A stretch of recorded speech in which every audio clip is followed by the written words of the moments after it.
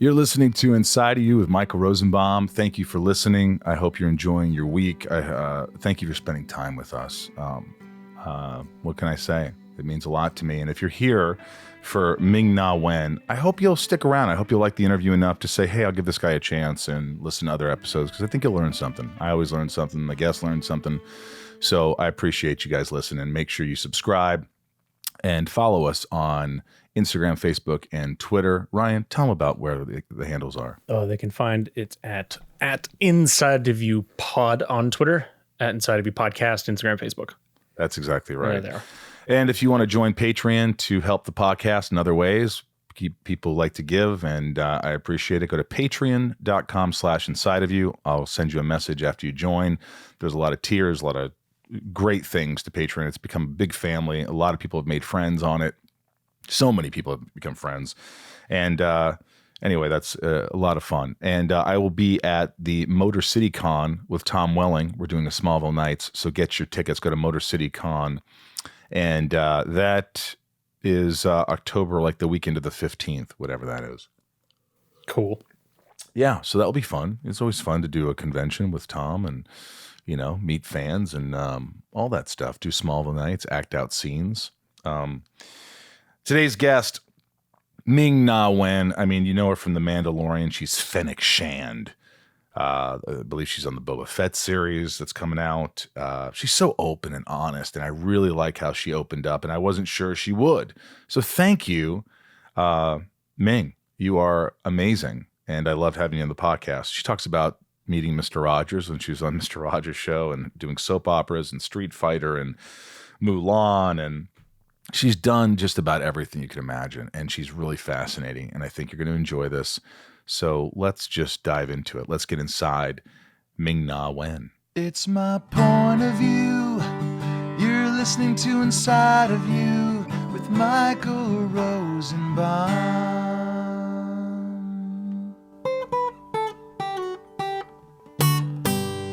Inside of You with Michael Rosenbaum was not recorded in front of a live studio audience.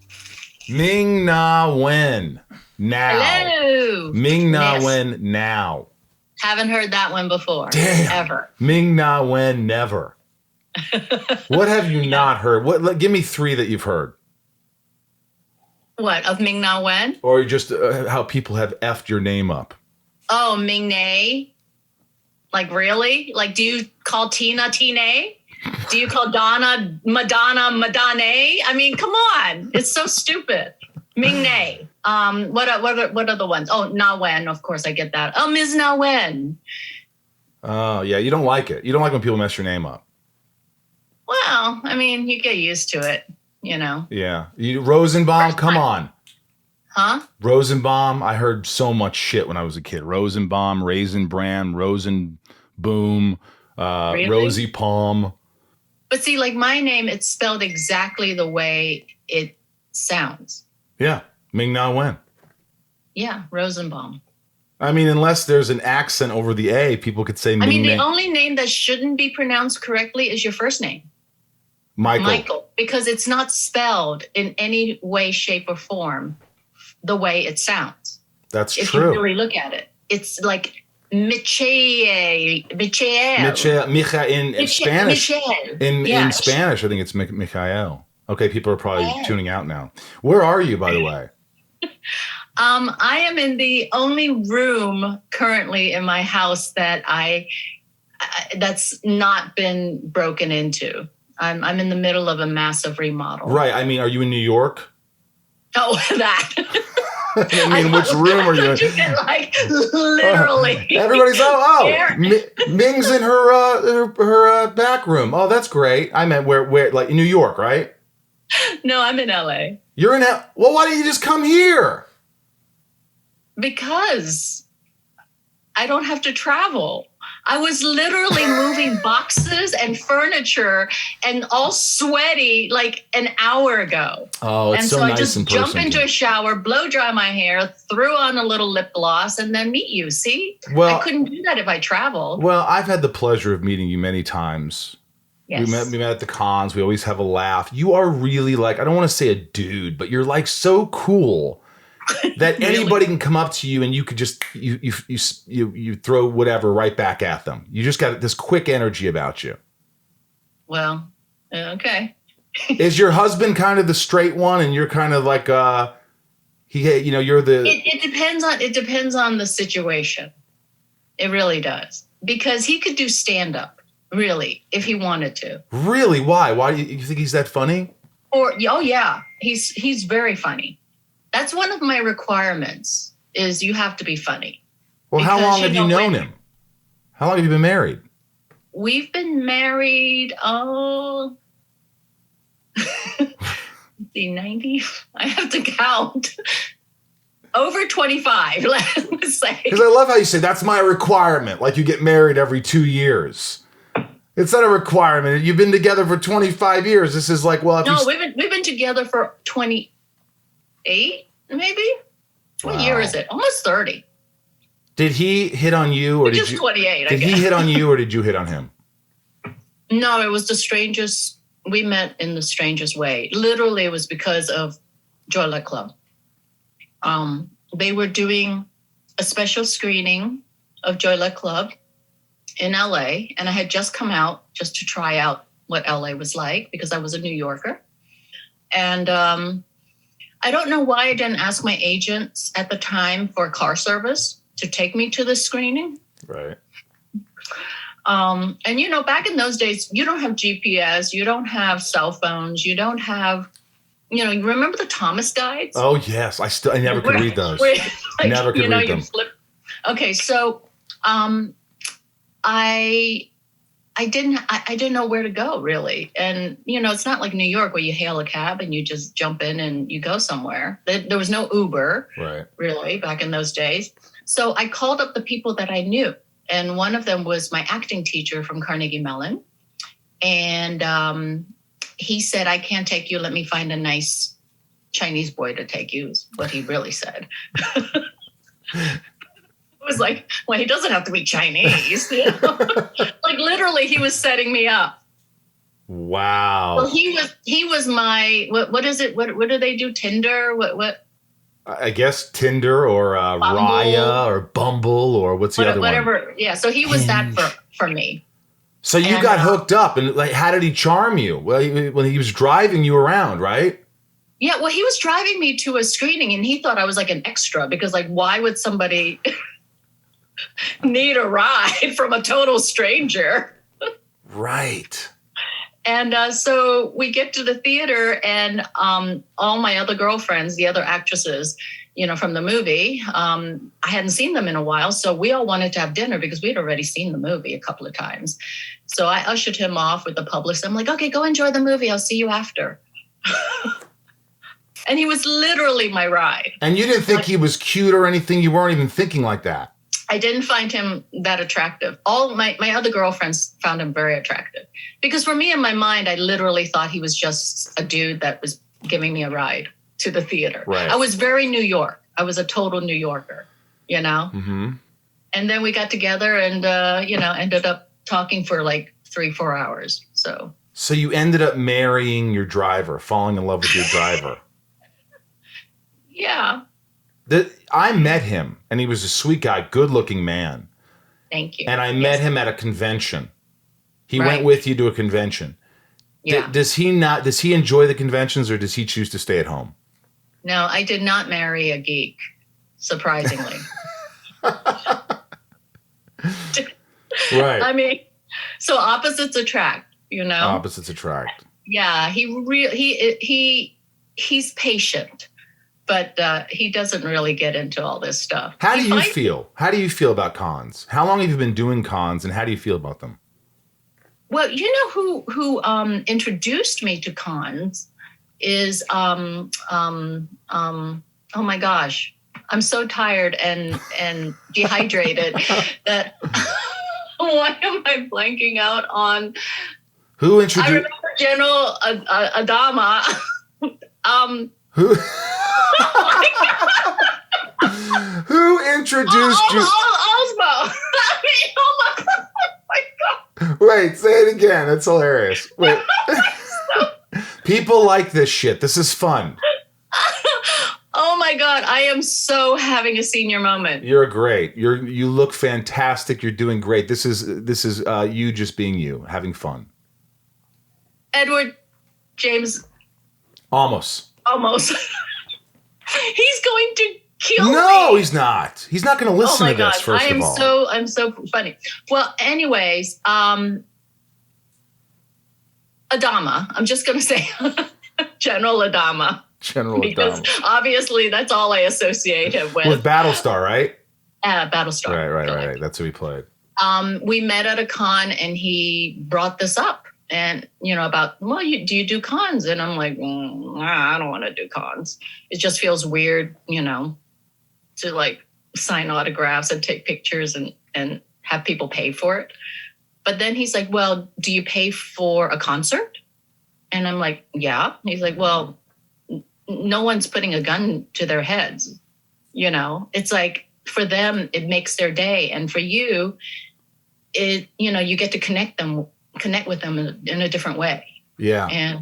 And you just started doing it. I think that's what happened to me. I didn't know what to expect. And then when you go there, I was always what you call a geek. I was always the guy who went to conventions to get autographs and get toys and things like that. And so when they asked me to go, I was like, really? I'm going to do this? I can't believe it. I was nervous that I couldn't imagine anyone showing up to get my autograph. And it was pretty fascinating. And then I felt like they're here because this is a vacation to them.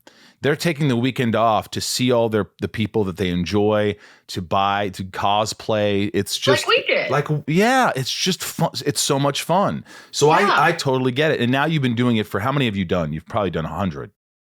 No. But you've done a lot.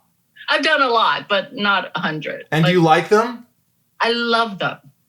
I love being able to be with the fans, and the craziest thing is when they cry in front of you. Tell me about this. Like you're the Beatles or something, and it's this moment of, wow, I've made some impact on certain people's lives. That's kind of cool, Have you ever cried back? Were you ever touched where you cried or you teared up?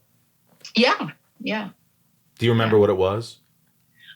There were several. So there was this one gentleman who actually gave me a very special necklace. And it was like a Greek coin. And it's sort of like it protects you and gives you strength and power and confidence. And I was like, no, you can't give that to me. That's for you, because it meant so much to him, because it's given him so much, that sense of confidence and because we're all geeks and we're all like introverts, really. So, and I was like, no, you can't give this to me. And he's he started crying. He's like, no, what you've done in your, as Mulan, as, all these characters has really been so impactful. And I started crying because he was just, so I treasure that necklace. And the coin's for confidence?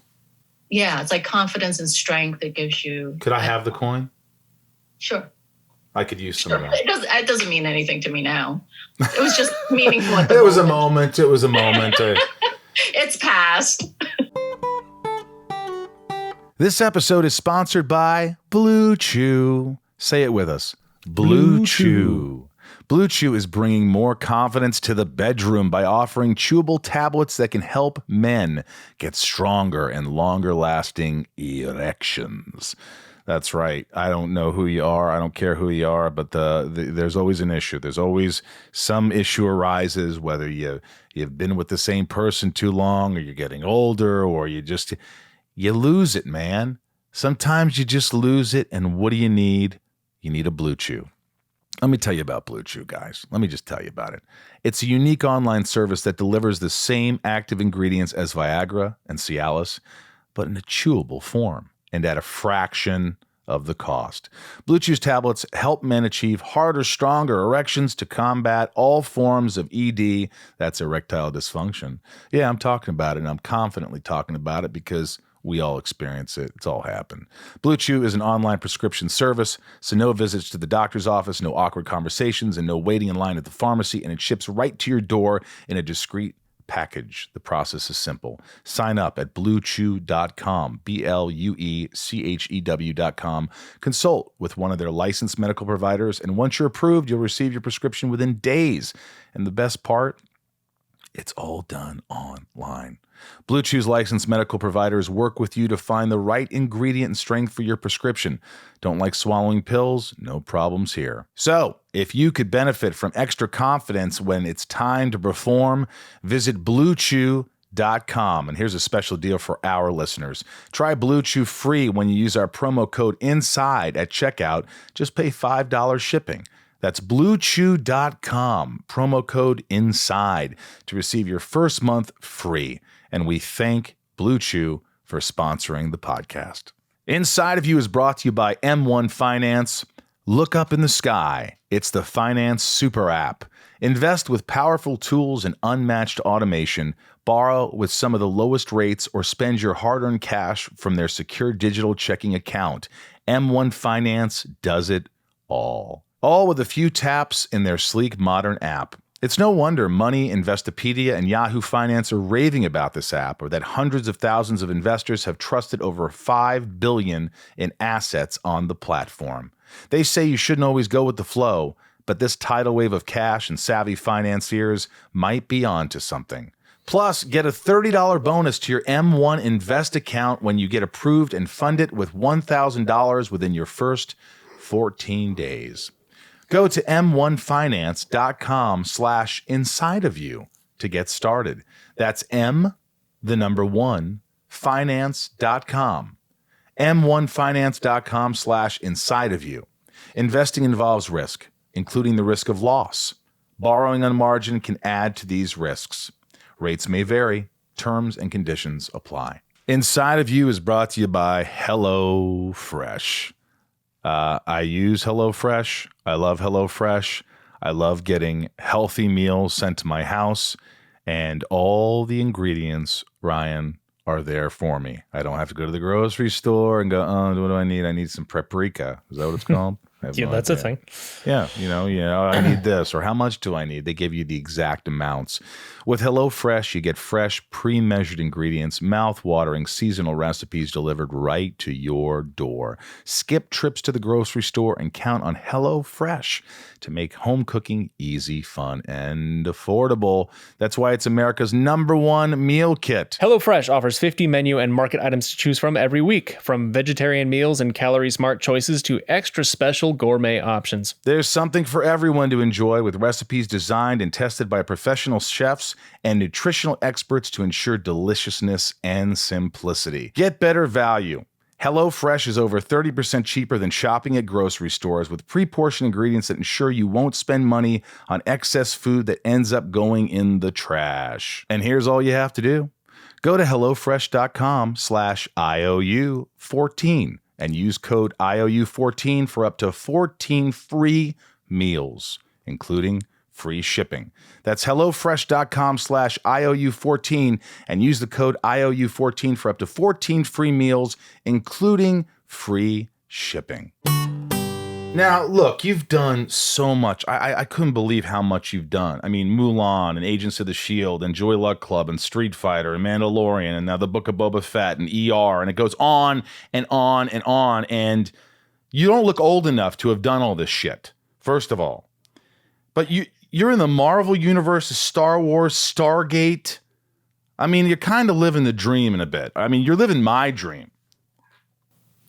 What does it feel like to have done all this stuff? Yeah, I don't know. I pinch myself every day. I mean, I'm just always so thankful for all of it.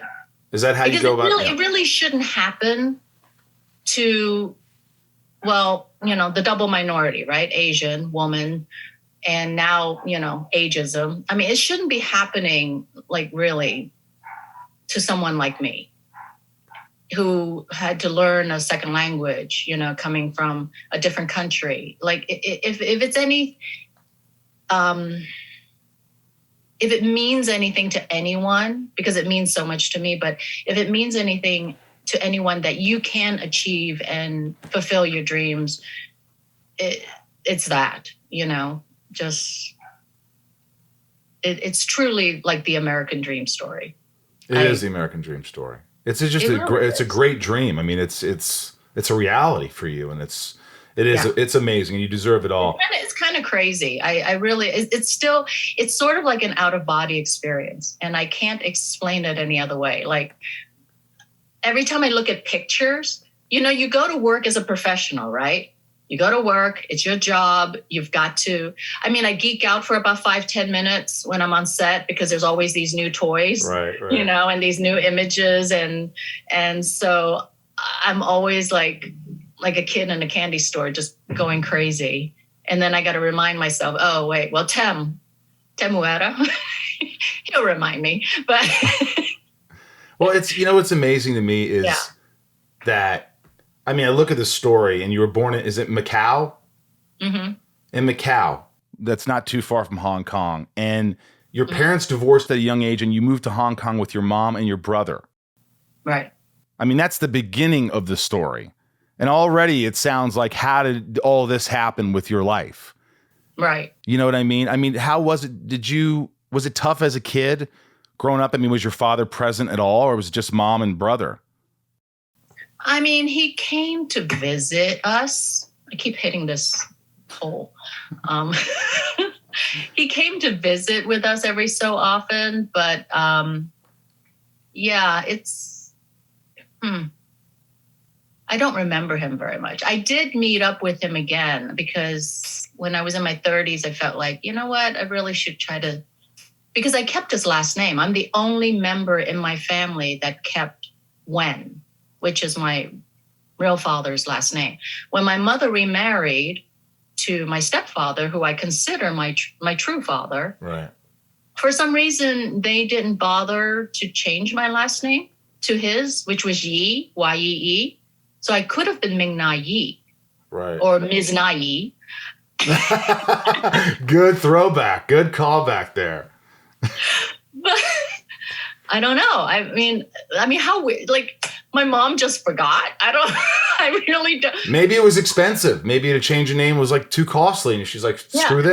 My older brother changed his last name like after college because of the business. My parents ran a restaurant. Chinese in Pittsburgh, right? In case you're wondering, it was a Chinese restaurant. A Chinese restaurant in Pittsburgh. In Pittsburgh, right. Yeah. So I don't know. It's like I was the only Wen growing up. Wow, it is odd. And then it's so odd. Well, and so then, I think part of me probably wanted to get back in touch with him. So. And how old were you when you got back in touch with him? Like I was in my 30s. And you reached out to him? Yeah. And I felt really bad because Michaela was around too. So he kept looking at Michaela like Michaela was me, my daughter. Right. And I felt really bad, but literally, he was the biological father I had. I hate to say it, but I really didn't have any connection to him. You didn't really feel anything? No, I felt sorry that his life ran a course that, made things difficult for my mom. But I don't know. Yeah, was your mom upset? I'll leave her out of it. You'll leave her out of it. That speaks volumes. The Chinese, we don't like to really lay out our dirty laundry. Well, it's just, it's kind of like what happened, and it's life, and it's interesting. And a lot of people have those journeys where they don't know their father that well. They don't know their mother, and they grow up, and how hard that is for them. And did you have a normal childhood? No. Oh. I was just dysfunctional as hell. My parents, I love them. I've learned to just accept them for who they are. And, I love them, and I think they try. But, it was difficult. There was a lot of dysfunction in the family. But, my dad didn't leave. He said, I stayed there for you kids. Look how unscarred you are. I love how you laugh. I love how you laugh right after that because you know that I'm scarred. It's like you already know me. Let me ask you this. We're not in this business because we're sane. Because we're normal. We're not normal. We're not normal. No, we're not. How you moved to Hong Kong And what makes you start to think, I want to be an actress? I don't know. My mom said I always wanted to be. I mean, she saw it in the stars, like, or in my nose or something. And she reads faces. Do you know the Chinese? We read faces. No, tell me about that. So there are people who look at your face, and they'll look at your, the shape of your lips and your eyes, and they're able to sort of predict certain things about your future. So for me, apparently my nose. your nose was it. I was destined for the arts. I have an artistic nose. So you have a great nose. Thank you. Yeah. It's mine. It's yours. That's good. Yeah. I should probably get something done with mine, but I'm not going to. But what did mom influence that? Did she take you to acting class as a young girl? No, she did everything she could to dissuade me from the arts. Yeah. Wait a minute. Even though she was the one who thought you should be an actress. Do you know with Asian moms, like any sort of like music, acting, drawing, writing, those are hobbies. They're not to become a profession that you make a living off of. So, yeah. And of course, like for her, all the horrible stories that she's heard about actresses having to sleep their way to the top, she didn't want me to. Too late, Mom. No.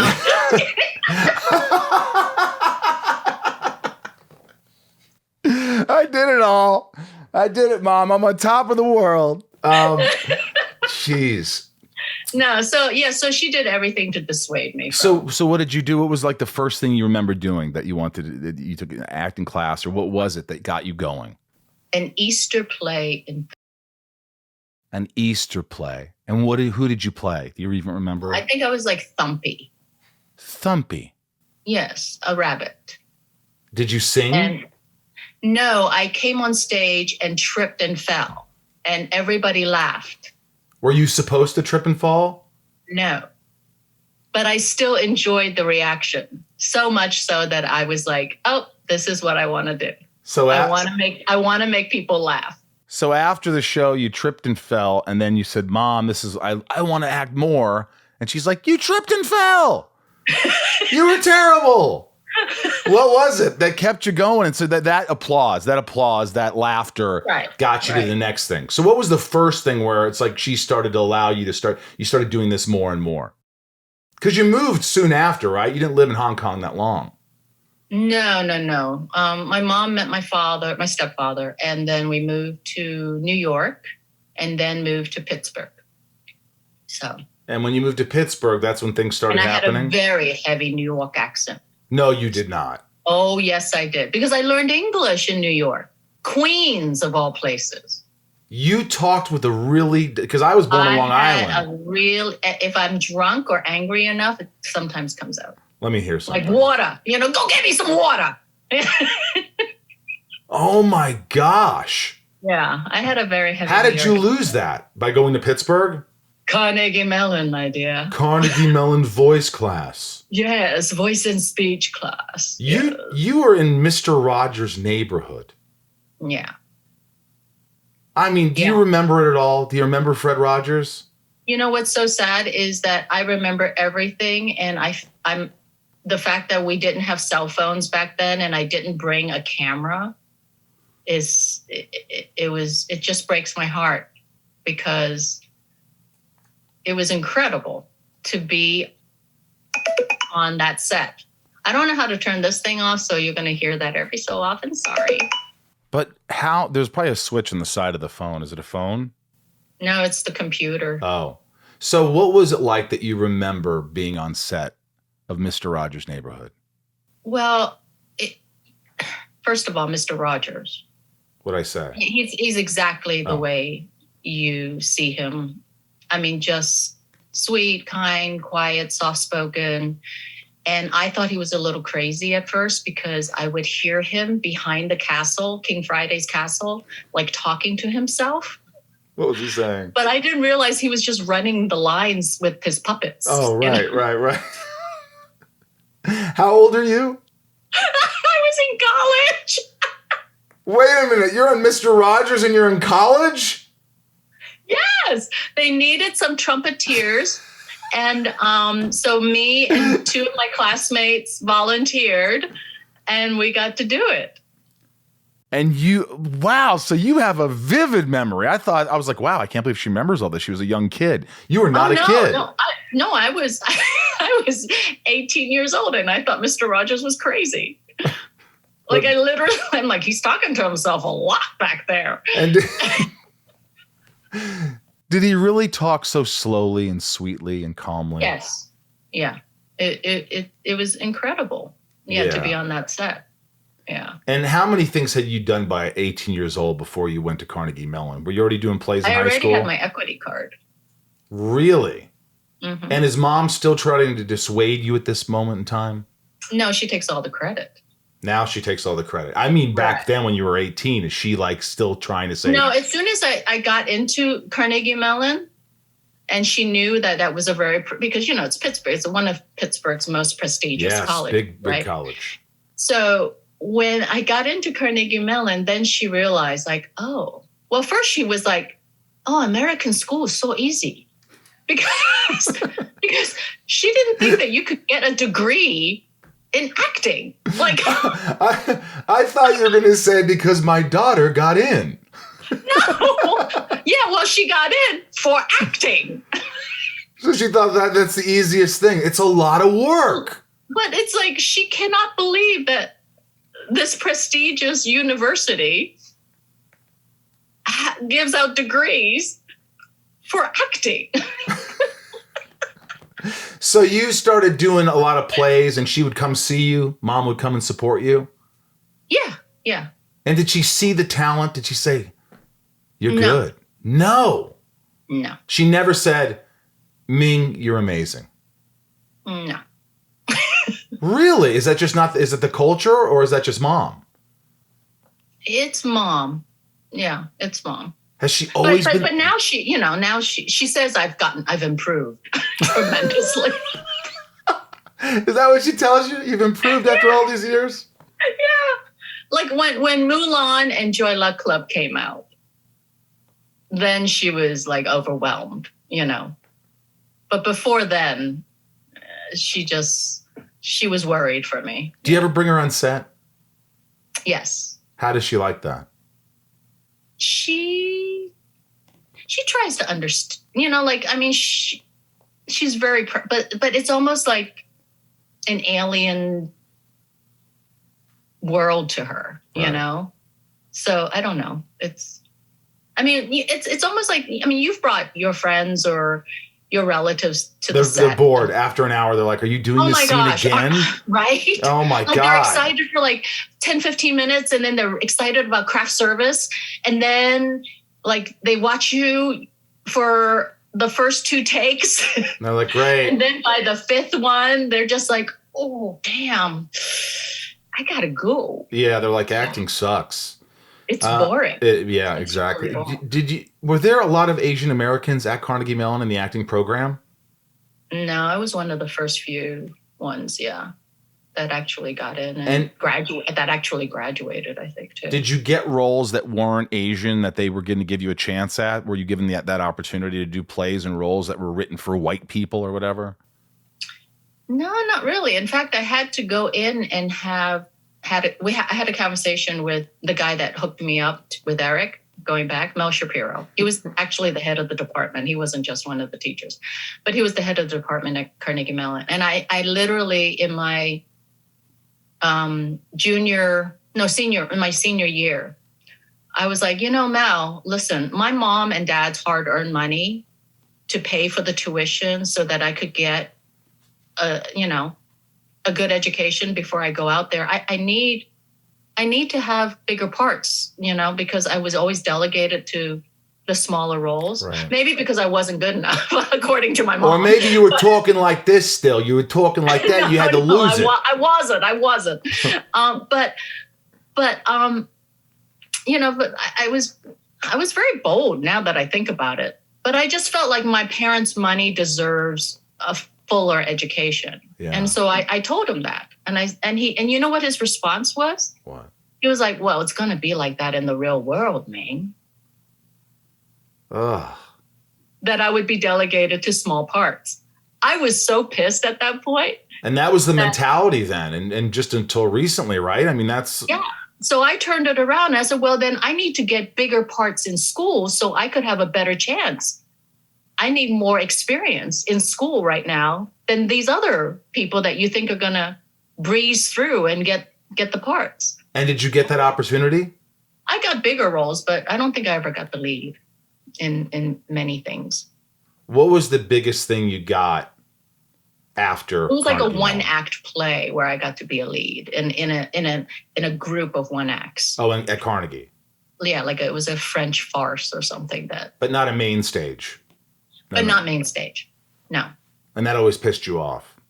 No, it just made me, I think it helped, It made me feel like, you know what? I'm going to prove you wrong. And then he hooks me up with this nice guy, so I can't be mad at him. Yeah, I mean, your husband. So what was the first big thing you did after Carnegie Mellon? I've never been drilled like this before. This is so weird. You don't like this?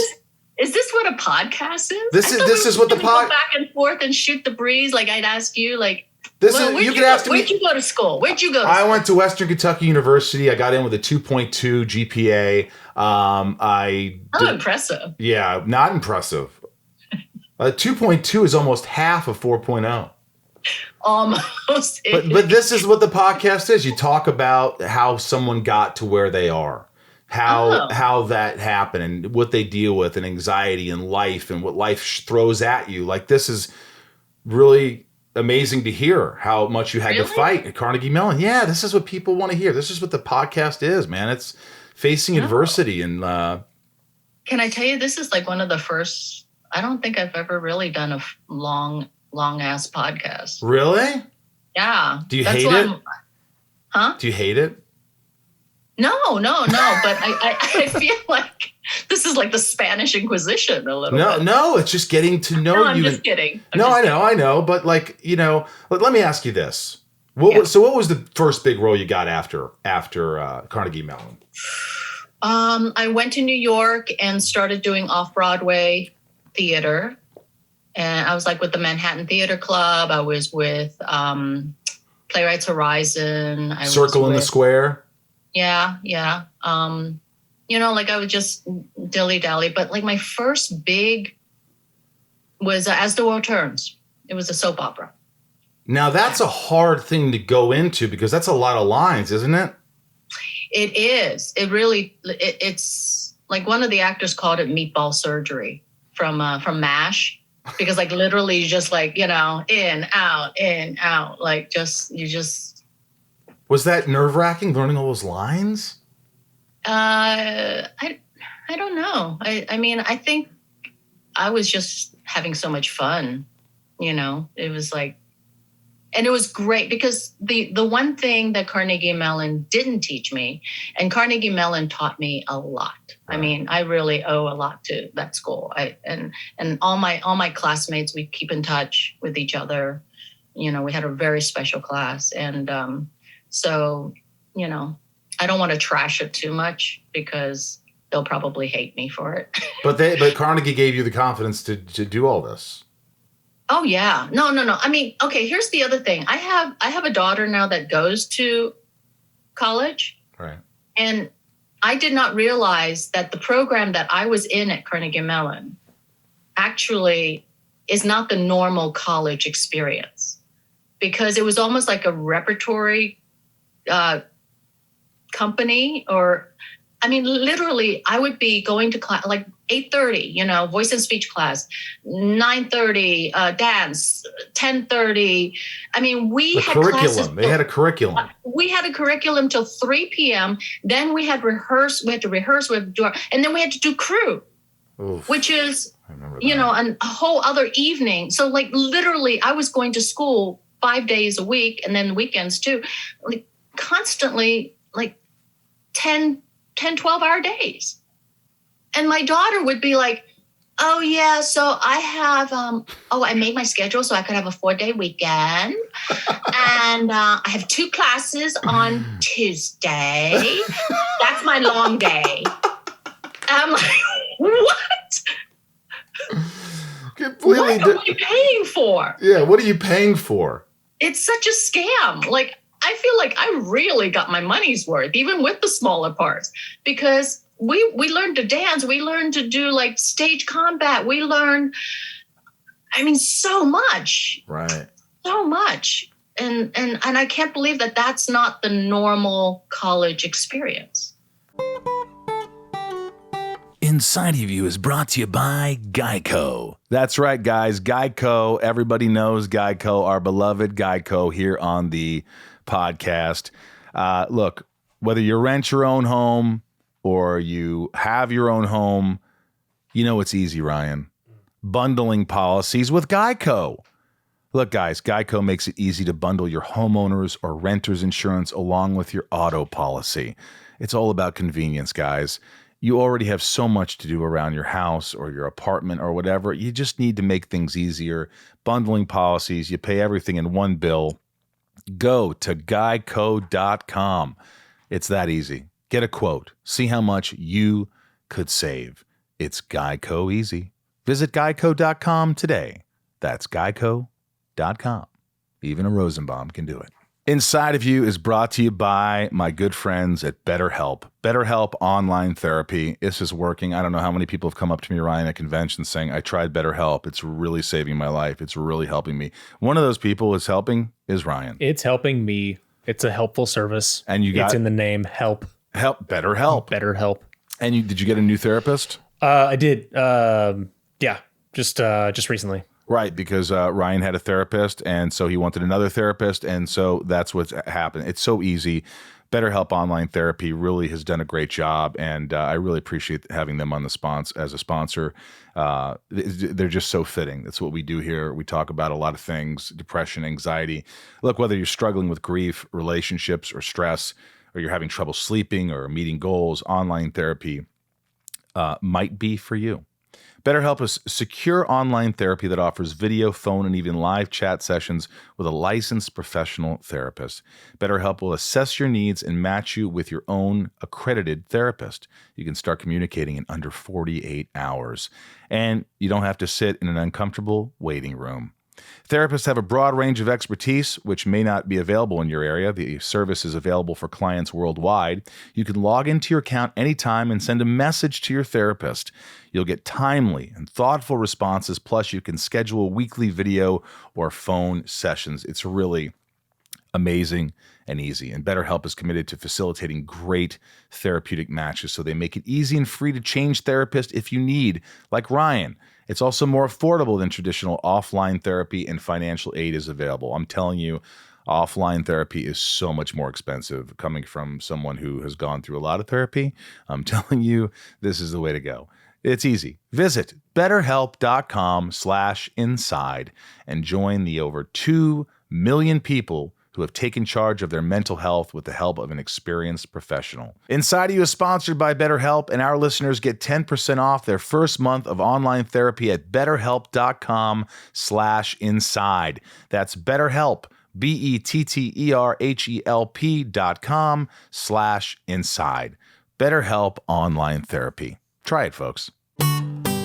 How much combat did you have to learn for like Street Fighter or even Mandalorian? Like how much work and how much of it do you do? Do you like to do it?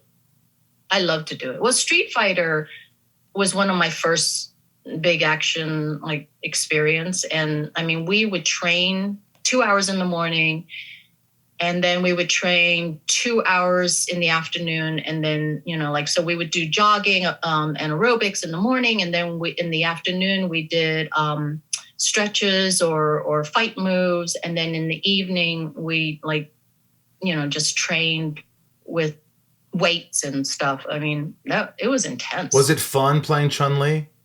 Yeah, it was. You liked it? How did you like working with Van Damme?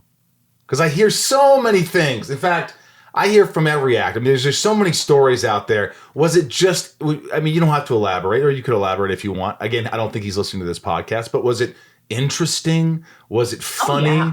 What? I mean, he was a huge star. Oh yeah. Back then, and I mean, between him and the late Raul Julia, like it was. I mean, I felt like I hit it big. So yeah, he's very charming. Very charming. Yeah, he's very charming. Yeah. That's what you'll say. That's what I'll say. That's what you'll say. Charming. Was he there for all the scenes? Was he always there and giving you? Oh yeah. No, he was definitely there for all the scenes. Yeah. So. That's pretty amazing. And on ER, I gotta ask. I mean, did you even work with George Clooney? Yeah. You did. The most amazing human being. How long? Every time you mention his name or I see him on something, I just smile. I'm just so happy for that man. He is truly one of the nicest superstars in the world. Nicest guy. He doesn't even have to be a superstar. What was it about him? Like when you're on set, what do you recall that you just remember him so vividly being so kind and nice? What was it about him? Everything. I mean, he is always just, I remember I had to do the Tonight Show and he was also a guest, and you know how like, because he's the bigger star, they always have the bigger star first and then they leave. Right. Well, I was like ready to piss in my pants. I was so nervous because, I'm really more an introvert. I thought I was an extrovert, but I'm really not. And so when this kind of stuff happens, I get very nervous. And so my publicist, he apparently like knocked on George's door and told him that I was really, really nervous and was about to like just throw up and not go on. And so George, knowing that, he stayed instead of leaving. Like he stayed the whole time on that set with me, just in case he was just, he stayed in the chair. He didn't leave as the lead guest. Yes. On the Tonight Show. Just like little subtle things like that, and he's done a million other like on set. He's just. Do you remember him being hunky on set? Sure. But I think he's hunkier now. You like the older George? I think so. Yeah. You do? Yeah. Yeah. I mean, he was hot back then too. How long have you been a Star Wars fanatic? Ever since it came out. Ever since 1977? 1977, May 22nd. Yes. Well. How about that for some precision? Yeah. So you're always, so if I threw out something like, can you name 3 bounty hunters in Empire Strikes Back? Could you do it? You're evil. I couldn't even remember Edward James Olmos. IG-88, Bosk, Boba Fett.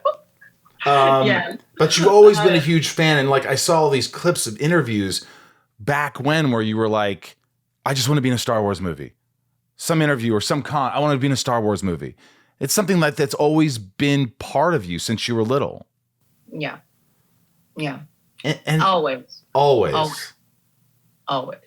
force will be with you. Always. Always. Yes. And always. Did you audition for The Mandalorian? You didn't even audition. So which doesn't happen very often. No. Seriously. No. Yeah. But I don't understand. So is it one day you're at Starbucks and you get a call from your agent and your agent says, I think you're going to be in a Star Wars. Okay. Well, I'm going to give some credit to extraordinary women, extraordinary Asian women who support, their sisters. I was at a party and throwback to Joy Luck Club, Tamlin Tamita, dear friend, amazing human being. She knew what a huge Star Wars fan I was. And at that party was Deborah Chow, who was directing Mandalorian. And she came up to me. She's like, you have to meet Deborah. And she knows everybody. She's like, she's the social butterfly, which I'm not. Like, I don't even know how I succeed in this business. Seriously, I don't schmooze. Because you're charming and you're talented. I don't know anyone. No. You are one of the most charming people I have ever encountered. Oh. You light up a room. Immediately light up a room. I'm not just saying that. When you are in a room, everybody gravitates towards you. You have that it. That's what it is. But go ahead. Go ahead. I didn't know that. So she introduced you. So she introduced me to Deborah. Deborah and I just started talking, and we hit it off, and and then she's like, "Oh, you know what? I'm gonna mention you to." You know how people say that, and you don't believe it. Never happens. And sure enough, yeah, that's. Do you remember the day? Do you remember the moment? Where were you when you got the call? Oh wow, that's a good. I don't remember what happened yesterday. No, I remember getting not a call. Like, it's so weird. Our managers and our agents, like, they just email stuff. But I think they did call me that day, and I read the script. And at first I was a little sad and concerned because, Fennec Shand dies. In the script, yes. In the script. And I was like, gosh, I've been holding off for so long. What is it, like 40 years? But hang on. Your first reaction should have been like, yes. Oh yeah, totally. My first reaction, I was like, oh my gosh. And I'm reading it, and I'm like, oh yes, she's an assassin. And she gets shot in the gut and dies. It's like, it just like broke my heart. So what did you do? You went to set, and did you mention it? Like, do I have to die? Did you talk to anybody? No. What happened was, like, I had a lengthy conversation with Jon Favreau and Dave Filoni, two of the most, and again, they're in the caliber of George Clooney for me. The nicest human beings, the kindest, creative, just saints, really.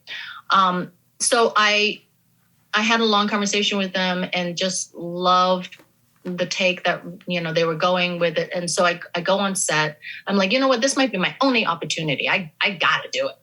Right. So yeah. I did. And I go on set, and the costume was amazing. And, I worked on the hair idea with Maria, and we were like really being creative about this character, because I'm like, okay, if it's only going to be one episode, I'm going to make her like stand out, I'm going to have this like really cool hairdo to go with. It's really like, I really invested a lot into it. Right. And I was so excited. And the first time, like, I was on the volume, not realizing what it was. And I got on set, and literally there was like one rock and some sand. And I was just like, wow, this is like, it's like. That's it? Back in the day, the black box theater, yeah. 99-seater, where you had like one-man three boxes show. That turns into a table, that turns into a chair, that turns into your house, There was just nothing there, but of course there's going to be a world in post.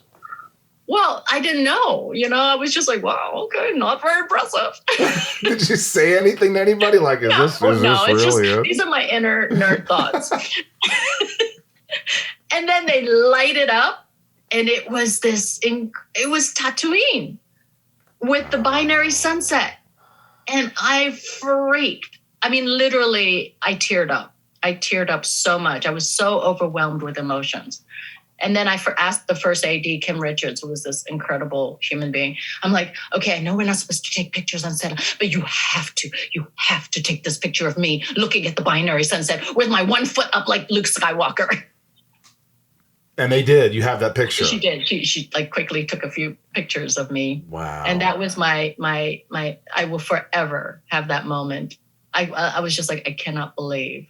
You were a kid in a candy store. You were back to that 1977 premiere of Star Wars. It's like, this shouldn't be happening. It's so crazy.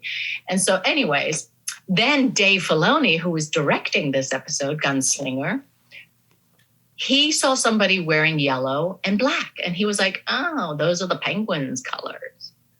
And I was like, oh, you're a fan of the Penguins. Well, I love the Steelers. And he's like, oh, really? And I'm like, yeah, I'm from Pittsburgh. He's like, I'm from Pittsburgh. I'm like, no. And he's like, yes.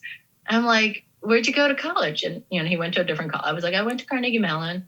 And he's like, where'd you go to high school? I'm like, Mount Lebanon. And he's like, I went to Mount Lebanon.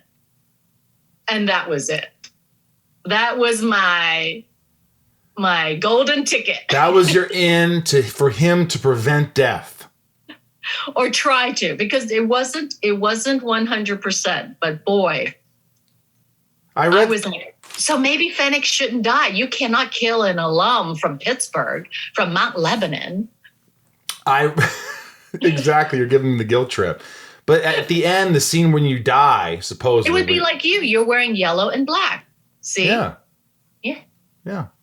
But when you're dying there at the end, where you don't really die, but didn't I read somewhere where you started like moving your fingers or started? No, I suggested, I'm like, maybe we should do a shot where my fingers twitch a little, just to give you options during the final edit. And when was it that you heard you're coming back? A few months later. Yeah.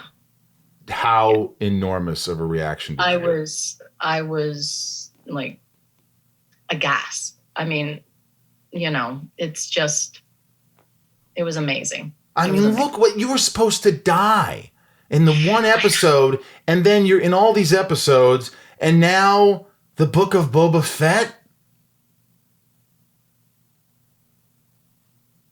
I know. Did you know at the end of the final episode of season 2, when the credits came up and it said coming soon, the Book of Boba Fett? Well, you knew before that, right?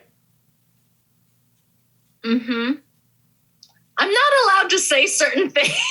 You're not allowed to say certain things. Do you speak Hooties? No. Do you know what that is?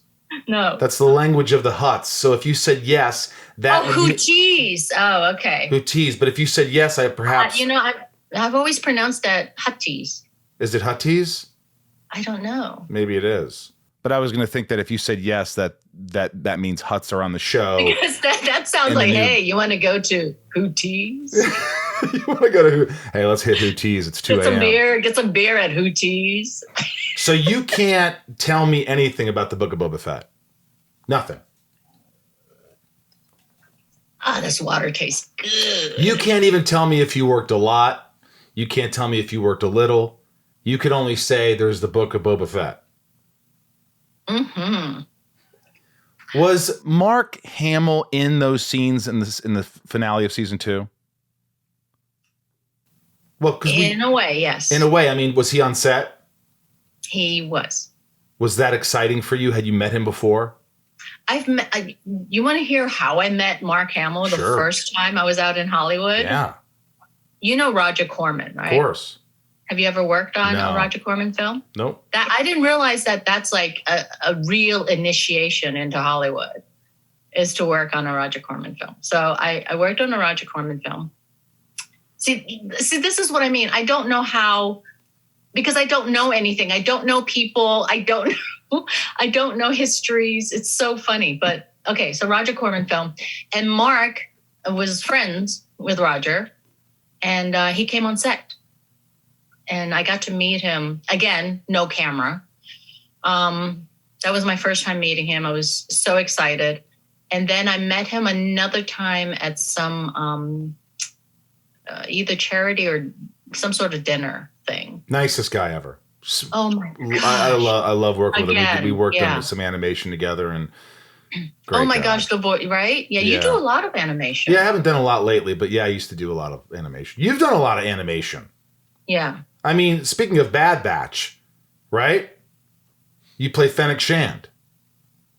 And so what's the difference, by the way, in bringing Fennec Shand to life in live action on Mandalorian and the Book of Boba Fett versus doing the voice in Bad Batch? Obviously, it's live action, there's a difference, but what do you like about both? Well, when Dave told me that was going to happen, it was going to be like 20 some years younger. I was so excited because, there's a chance to really develop her backstory. And it's so great to actually have been the live action character, because then when you do the animation, one, the character more. And two, it's so nice to just like go, These are sound effects they ask you to do, folks, when you're doing voiceover, and they go, you hit a wall. We need a sound of a hit, and then you fall. There it is. You drop from up high and you land on something. You say, I mean, if people were listening, not knowing what was going in that room, they'd say, what is going on? Is it a throw-up contest in there? But it's so much easier than actually having to do it on set. Oh, you don't have to put makeup on. You don't have to do anything. You just have a Sprite or whatever the hell you have, and you just read the lines. Well, during COVID, they sent all this like special equipment, and the only place that I could do it where I had good sound buffering was our closet with all the clothes. And I did Bad Batch in my closet. Wow. It's the craziest thing. And That's the quality amazing. of the sounds, because we didn't really do any ADR. The quality was incredible. Did someone set that up for you? Yes, my non-geek husband. Pretty talented. I don't think I could have done that. All right, this is called Shit Talking with Ming-Na Wen. This is fast, rapid fire to wrap us up here. These are questions from my patrons, my level of patrons who support the podcast in other ways. Go to patreon.com/inside of you folks if you want to join. It's an amazing family. But right now, Emily asks, what character do people say is their favorite you've done that people come up to you? Definitely Mulan. And now Fennec. Yeah. And Agent May. From Agents of S.H.I.E.L.D., Mm-hmm. which you were on for many seasons. You've done a lot of episodes of television. Seven. Lots of fight scenes. Whew. Lots of fight scenes. Would you do another network television show that does 22 episodes a year, or are you sticking to streaming? Just depends on The role. on that check. No. No, I'm just kidding. It just depends on the project, really. I love it all. Nico P., how awesome is it to go to work and kick people's ass for a living? It looks so cathartic. It is. Yes. Perfect. Nancy D., what is the role, either professionally or personally, that you hope to be remembered for? Professionally? Yeah. What professionally? It's so hard to choose. They're like your children. They are. But what's the one? It sounds like Fennec Shand is like that. Yeah, Fennec Shand. All right, I'll go with that. Because it's my dream job. It's a dream job. It really is. I mean, I told my agent for the last 20 years, well, it's been different agents. But I said, I'll be a stormtrooper. I don't have to be seen. Right. That's where it starts. Michael, you keep dreaming that, because for me, I was like, even if I'm just a Jawa, because I'm not that tall, but even I would do it. Houdini. They're saying Houdini, aren't they? Yes, I think they're saying Houdini. Ray H., who are your personal heroes? Oh, easily my mom, for sure. Such a survivor. And I don't know. There's so many. It's hard to pinpoint. Mom. All these questions are so hard. They're great. You're answering them honestly. Dave Plavy says, when you come home to Pittsburgh, will your parents make you work at the restaurant? Oh, always. Really? Yes, of course. Even today, if you went back, you'd work at the restaurant? Yeah, if they're busy and they need help. For sure. What do you do?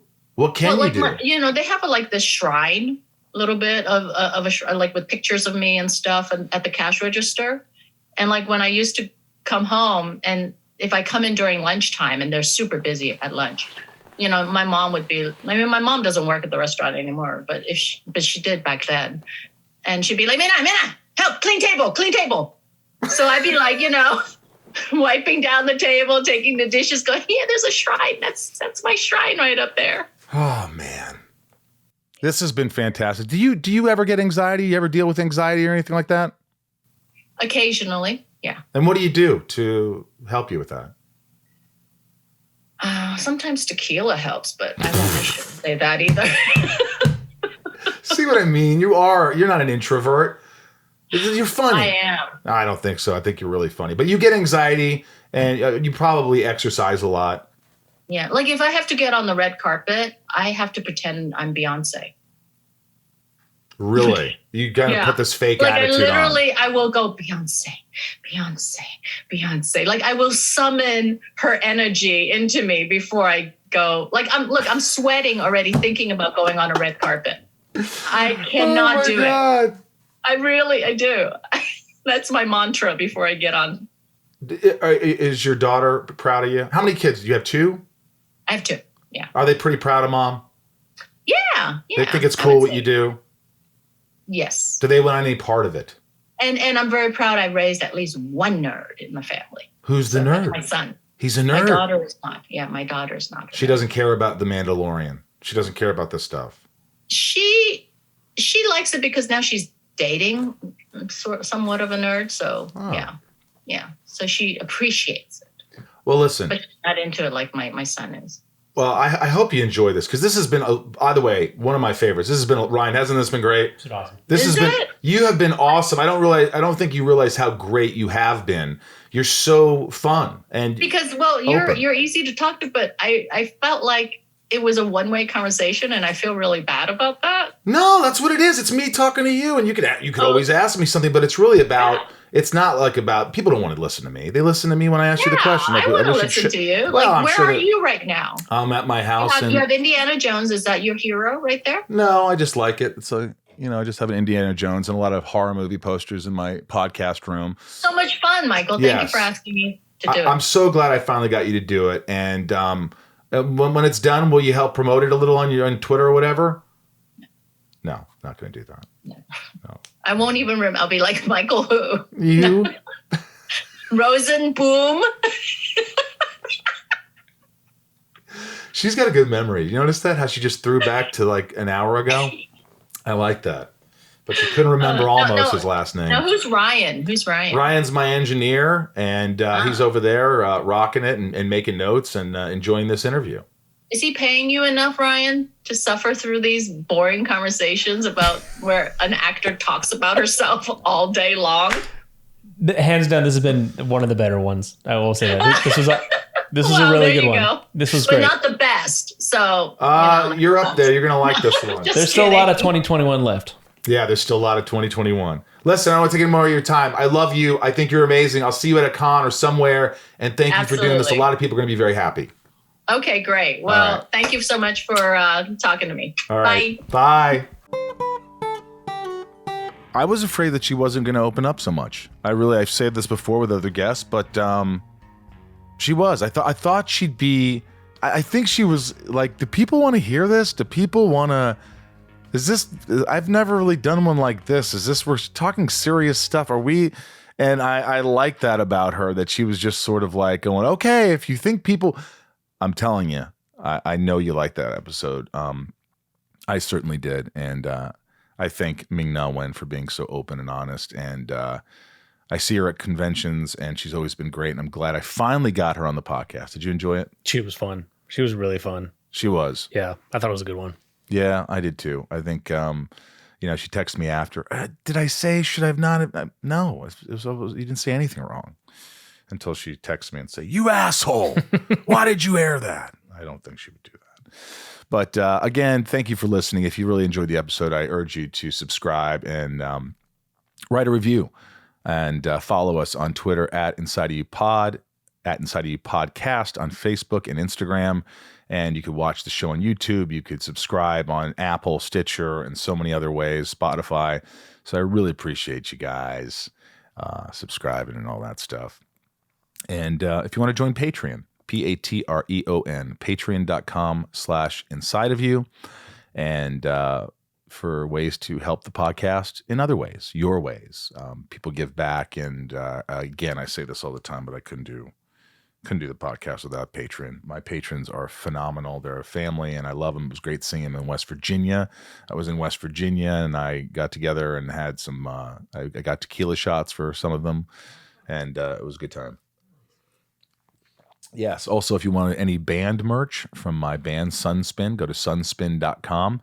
And a reminder, our band, it's Rob's birthday bash. So we're going to be playing on stage. You can get tickets on sunspin.com. Sunspin.com. We're playing 2 shows October 9th, 2 p.m., 6 p.m. Great prizes, great music, great fun. It's Rob's birthday. Join us, guys. Please join us. Watch the band. You can also get tickets on Stageit, Stageit, stageit.com. Type in Sunspin. It's a lot of fun. So now I'm going to read all the top tier patrons. These are the people that, as I said, give back to the podcast in so many ways. And these are the top tiers. Maybe you can become a top tier. I don't know. Here we go. Nancy D, Leah S, Trisha, Sarah, V, Little Lisa, Yukiko, Jill E, Brian, H, Mama Lauren, G, Nico, Jerry W, Robert B, Jason W, Apothian, Kristen K, Amelia O, Allison L, Raj C, Joshua D. I got to meet Joshua D. Emily S, he was there. CJP, Samantha M, Jennifer N, Stacy L, Jen S, Jamal F, Janelle B. Correct. Carrie B, Tabitha 272. Not to be confused with there's 23. Kimberly E, I got to meet her too. Oh, great. Yeah.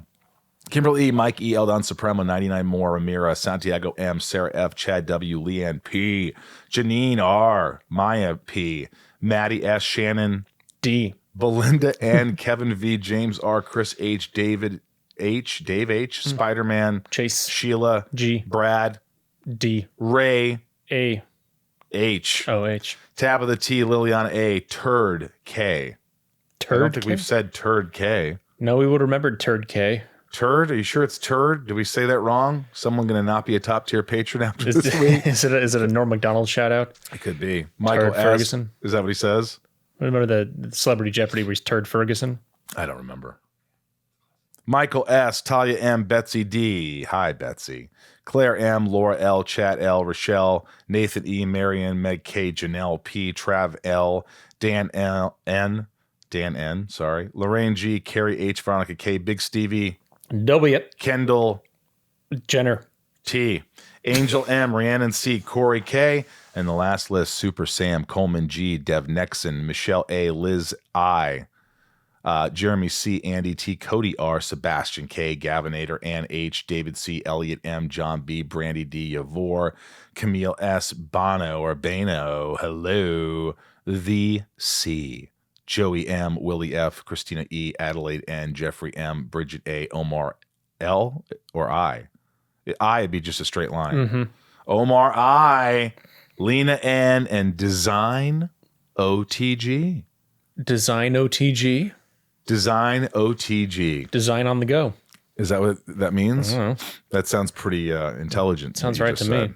Guys, I love doing the podcast, as you know, and I want to thank each and every one of you for allowing me to be inside of you today. Thanks for listening. Thanks for you tune in every week, and it means the world to me. It truly does, and I appreciate you. So next week's going to be another great episode. I hope you tune in. And to all my lovable patrons, I love you. Thanks for all your generosity. And thanks for just listening to the episode if this is your first time and you're still tuned in.